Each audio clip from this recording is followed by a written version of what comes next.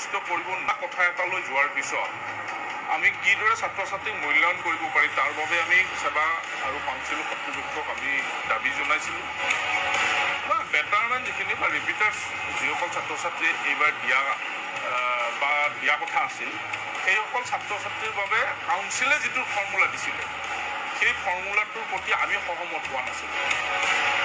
এতিয়া যদি তেওঁলোকে ন্যায় নাপালে এতিয়াও সময় তেওঁলোকক ন্যায় দিব লাগিব।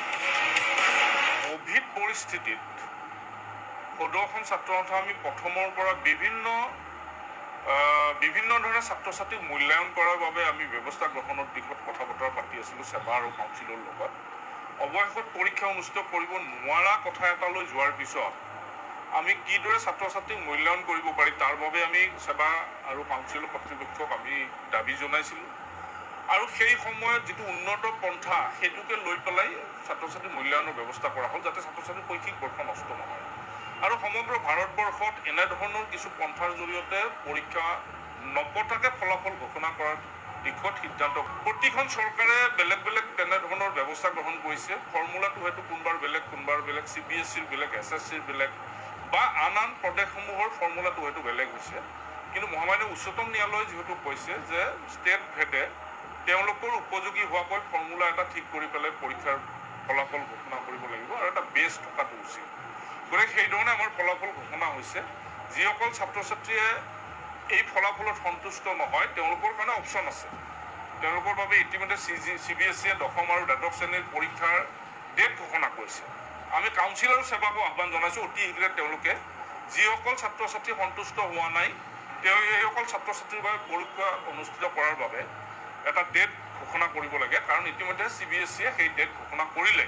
আজি ছাত্ৰ সন্থাৰ তৰফৰ পৰা আমি স্পষ্টকৈ কৈছোঁ কাউন্সিল আৰু সেৱাও এটা ডেট ঘোষণা কৰিব লাগে।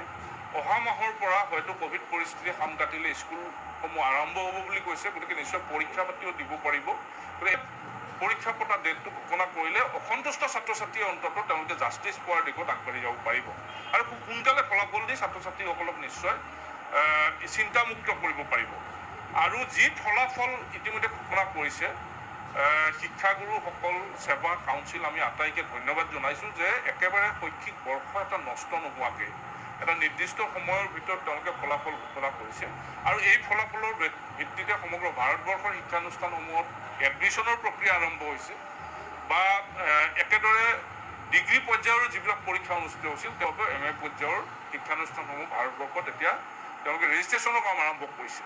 আমি আশা কৰিছোঁ ছাত্ৰ ছাত্ৰীসকলে যিসকলে জাষ্টিছ পোৱা নাই বুলি ভাবিছে তেওঁলোকে যিহেতু পৰীক্ষা অনুষ্ঠিত কৰাটো এটা ক্ৰোধ থকা এটা কথা আৰু তেওঁলোকৰ বাবে কিছুমান চেলো মুকলি কৰি দিছে। যিসকলে সাধাৰণতে জিলাই সেৱা কাউন্সিলে চেল মুকলি কৰিছে তেওঁলোকক গৈ পেলাই তেওঁলোকে কিয় এইখিনি মাৰ্ক পালে বা কিয় তেওঁলোকে এই ধৰণৰ মাৰ্ক পাবলৈ সক্ষম নহ'ল এই সকলো কথা জনাবৰ কাৰণে ইতিমধ্যে প্ৰতিখন জিলাত সেৱা কাউন্সিলে চেল বনাইছে।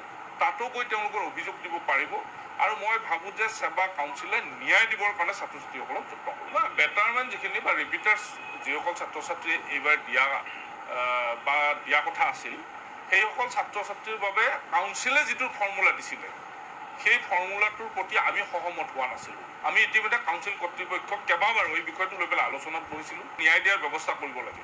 কাউন্সিল কৰ্তৃপক্ষই আমাক কৈছিল যে আমি ন্যায় দিয়াৰ ব্যৱস্থা কৰিম আৰু সেই কথাটো তেওঁলোকে কৰিম বুলি আমাক যিহেতু জনাইছিল গতিকে ছাত্ৰ ছাত্ৰীসকলক আমি সেই কথাটোৱে ক'ব পাৰিম যে তেওঁলোকে আমাক ছাত্ৰ ছাত্ৰীসকলক ন্যায় দিয়াৰ বাবে তেওঁলোকে পদক্ষেপ গ্ৰহণ কৰিম বুলি কৈছিল। এতিয়া যদি তেওঁলোকে ন্যায় নাপালে এতিয়াও সময় আছে কাউন্সিল কৰ্তৃপক্ষই তেওঁলোকক ন্যায় দিব লাগিব কাৰণ যিসকলে বেটাৰমেন দিবৰ কাৰণ বহু ছাত্ৰ ছাত্ৰীয়ে ছেকেণ্ড ডিভিজন কেতিয়াবা পায় নেক্সট বছৰ তেওঁলোকে ফাৰ্ষ্ট ডিভিজন পাই ভাল লাইন ল'বলৈ যাব বুলি নিশ্চিতভাৱে তেওঁলোকে আন পঢ়া শুনা বাদ দিও তেওঁলোকে অকল হায়াৰ ছেকেণ্ডেৰী পৰীক্ষাটো দিম বুলিয়ে কাম কাজ কৰি থাকে পঢ়া শুনা কৰি থাকে। সেইসকল ছাত্ৰ ছাত্ৰীৰ বাবে অত্যন্ত দুঃখজনকভাৱে এটা ফৰ্মুলা দিছিল। সেই ফৰ্মুলাটো আমি একচেপ্ট কৰা নাছিলোঁ আৰু ফৰ্মুলাটো এটা ভুল ফৰ্মুলা সেই সময়তে কৈছিলোঁ।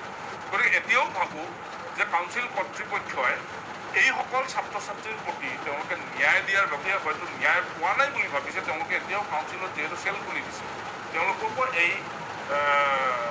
এই চেলটোৰ জৰিয়তে সহায় কৰিবৰ কাৰণে কাউন্সিল নিশ্চয় প্ৰস্তুত।